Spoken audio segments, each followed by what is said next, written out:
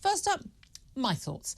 Rishi Sunak has pulled off a deal, it seems to me, that looks likely to please pretty much all sides. There are some people you'll never please after all. Yes, everything rests on the small print, the legalese on the back pages, but so far, so good. The key thing here, though, is who is getting the praise. Rishi Sunak, quite rightly, for coming to the negotiating table, for his tone, his manner, to actually getting to warmer relations with the EU. But the idea that the EU should get any praise and that Boris Johnson should be the person blamed for there not being a deal before now, frankly, is for the birds. The EU only came to the table because Boris Johnson had launched that Northern Ireland Protocol bill, because the DUP had refused to join to go into power sharing with Sinn Féin at Stormont. It was Boris Johnson who got Brexit done, and it was Boris Johnson that signed the Northern Ireland Protocol. Wasn't ideal, wasn't going to please the DUP, threw the Northern Ireland people under the bus, but was at least temporary. Started renegotiating it. The reality is the EU were always happy to risk breaking up the United Kingdom. Indeed, that was probably their aim. They said it as much. They were quite happy to punish Britain for voting for Brexit and for a government daring to enact a democratic vote when what you're supposed to do is have the vote again and get the right answer. They were quite happy to even risk peace in Northern Ireland. They don't care about the Good Friday Agreement or anyone in Northern Ireland or men in balaclavas. They just want to show that the EU has the power to do whatever they want. Well, it's very nice of Ursula von der Leyen to come and have tea with our king and to do a deal with our Prime Minister. But they could have done this at any time. They imposed this, they demanded it, they said it couldn't be changed, and now, what a surprise, it is being changed. It just goes to show that when actually you do stand up to the EU, you do get what you want. Well played, Rishi Sunak, but also well played the DUP and well played Boris Johnson as well. Ursula von der Leyen, the jury is still out. Let's go straight now to the Foreign Secretary, James Cleverly, who joins us live from College Green in Westminster. Good morning to you, sir. Julia, good morning. Good morning. Thank you very much for joining us. Before we get into the Brexit deal, I do want to give you an opportunity to comment and pay tribute to Betty Boothroyd, former Speaker of the House of Commons, first and only woman to be in that role. She was Speaker when I first joined as a parliamentary reporter, and an absolute icon and for something of a legend in the Commons, wasn't she? Yeah, she was the Speaker whilst I turned a kind of a passive interest in politics into a real passion. So I was never in the House whilst she was Speaker, but of course I worked with and met with a whole load of politicians who were, and there was universal respect and admiration for her. She was, as I said, when I tweeted upon hearing that she'd passed away, a real trailblazer, and as I say, she will be hugely missed. She was still a regular sight in the Houses of Parliament. Yes. I would occasionally have the opportunity to say hello to her while she had a cup of tea in one of the tea rooms in Parliament. I mean, an amazing woman, an amazing personal history, and as I say, a real trailblazer. Till a girl to Common Speaker and then peer, of course. James Cleverly, let's get on to the business in hand, and of course this is the Brexit deal. I have to say, I mean, an awful lot of people were pleasantly surprised yesterday. I think even the DUP leader, Jeffrey Donaldson, were calling it a significant progress with the Windsor framework. Who's that mostly down to? Well, it was a team sport. It was a real team effort, and I think that what we've done is we've built on the work that has been done by our predecessors. I heard in your conversation with David, you were talking about Boris Johnson, or he was instrumental in us actually leaving the European Union. So this has been the culmination of a lot of work.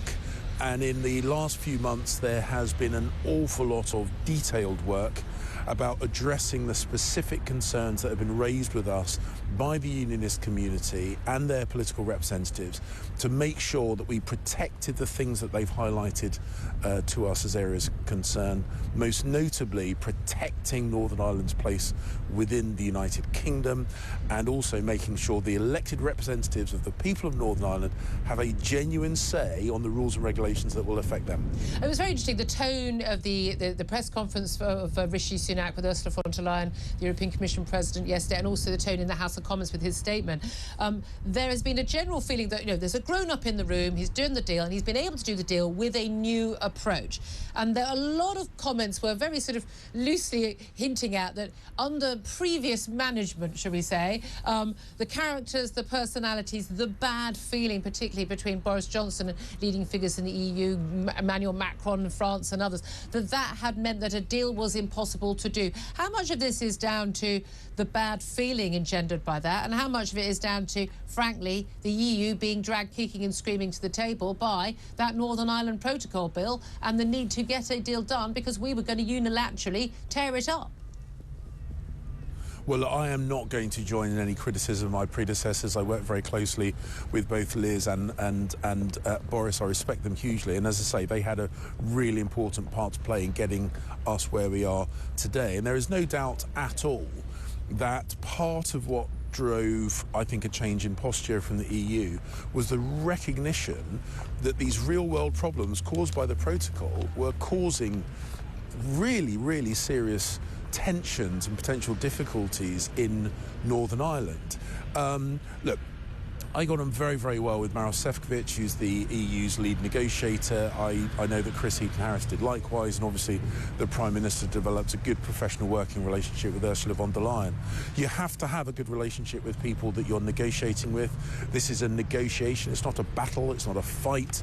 Negotiations end when both sides of the negotiating table get everything they need and enough of what they want. And that's what we've got to. What we needed to do was to address the concerns of the people of Northern Ireland. I think we've successfully done that. We've stripped away 1,700 pages of EU laws that relate to Northern Ireland. We've made sure goods from GB are available in shops in Northern Ireland, and the transportation of those goods don't have a big bureaucratic hurdle to overcome. And as I say, the really important thing with that Stormont break is we've made sure the elected representatives of the people of Northern Ireland have a powerful and meaningful say over the rules and regulations that will affect them in the future. You understand the Prime Minister reached out to Boris Johnson. He wasn't in the Commons chamber yesterday. He's yet to make a public statement on what he thinks of the deal. Have you spoken to him? Do you know if he supports the deal? Is he going to speak out against it?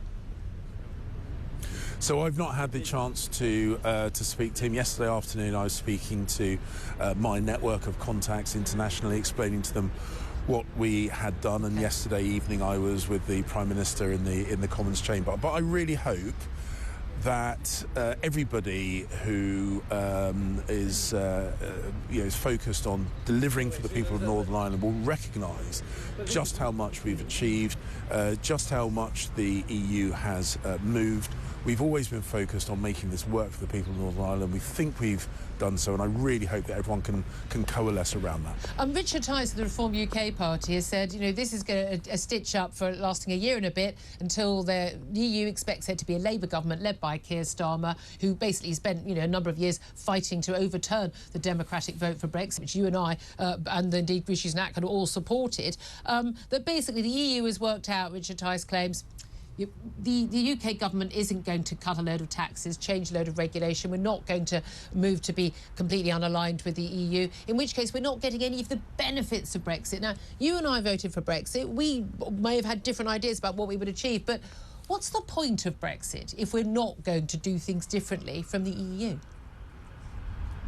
So I know Richard, and obviously he has party political motivations for the comments that he has made. He's every right to make them. I humbly disagree with his assessment. Julia, you know me. I am, to my bootstraps, an instinctively low-tax Tory. And I know the Prime Minister comes from that same kind of political tribe. The big difference between the Conservatives and the Labour Party is because of things like the impact of COVID, the knock-on effect from Russia's illegal invasion of Ukraine. We have had to make some tough decisions to balance the books and make sure we stabilise the economy. The big difference between the Conservatives and the Labour Party is we put up taxes when we must, and we bring them down as soon as we are able. The Labour Party put up taxes whenever they think they can get away with it. And the Prime Minister has made his priorities clear. We're going to bring down interest rates. We're going to grow the economy. We're going to cut inflation. We're going to cut the waiting list for the NHS, and we're going to stop those small boats. The Labour Party have no plan for any of those things. And I think, as people increasingly see, as we saw yesterday, this is a Prime Minister and a government that gets stuff done. I think they'll give more confidence to us as we head towards next general election. I mean, we've got all those five. We've got Keir Starmer's 5 missions. We've got the 5 pledges from Rishi Sunak. What's next on the list? A lot of people are very keen, and your Foreign Secretary, on the dealing with the migrant boat issue. Does this deal with the EU, better relations with Ursula von der Leyen? Certainly, we think, Emmanuel Macron has spoken out and in praise of this deal. Does this engender better relations so we could do some sort of deal to stop those boats setting sail from Calais beaches?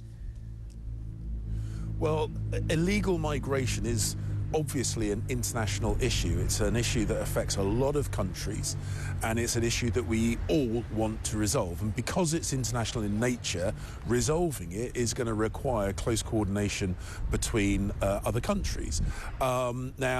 This, I think, helps to take perhaps a stone out of our shoe. It was a little bit of friction, and I think having resolved this, it perhaps makes it easier for us to look at other things that we can resolve. Of course, illegal migration being an incredibly important part of it. So this will absolutely, I think, help us get to grips with this problem, which is affecting many, many countries across Europe. Just finally, I want to ask you, there's been quite a lot of a kerfuffle about King Charles having tea with Ursula von der Leyen, the European Commission President at Windsor Castle yesterday. People claiming that this is a breach of protocol, getting involved with it's still a controversial political issue, and the monarch's supposed to remain above the political fray. Number 10 have denied being the people who instigated this. The palace has denied instigating it, and the European Commission has denied instigating it. You're the Foreign Secretary. I'm guessing you know. Who decided that King Charles should invite Ursula von der Leyen to tea? Tell us now. Well, look, when you're coordinating diaries of VVVVIPs, of course there are lots of people involved, but ultimately Ursula von der Leyen is the President of the European Commission. She is a very serious and senior international dignitary. It is not unusual for the head of state to meet with senior international dignitaries, but as I reflected earlier today, I was next to the Prime Minister in the chamber for 2.5 hours whilst he took questions about this, and not one question was raised about President von der Leyen. Who orchestrated that invite, Mr. Cleverly? Well, of course, she came to the UK at the invitation of the Prime Minister, or invitation of the British government. An invitation to tea at the palace at Windsor Castle? You know I know you know the answer to this. Was it number 10? Was it Buckingham Palace? The point is, this is a courtesy. This is instigated by number 10 or the palace. This is part of the diplomatic. This is about diplomatic hospitality, and of course, all arrangements like this are done in close coordination between the government and the palace. No one dictates to the king who he does or does not meet. So the government suggested it to the king. So, of course, well, we were the ones that knew she was coming. So just to clarify, the Foreign Secretary confirmed it was the government that suggested to the palace that the King invited Ursula von der Leyen to tea. Is that correct? That is correct. So the point is, Ursula is an incredibly Are you denying that, or is that correct, Mr. Cleverly? She's a senior dignitary internationally, and of course we extend her the hospitality as we do to other very senior dignitaries that we invite to the UK. So you do realise, so you're not denying that it was the government that instigated that invitation?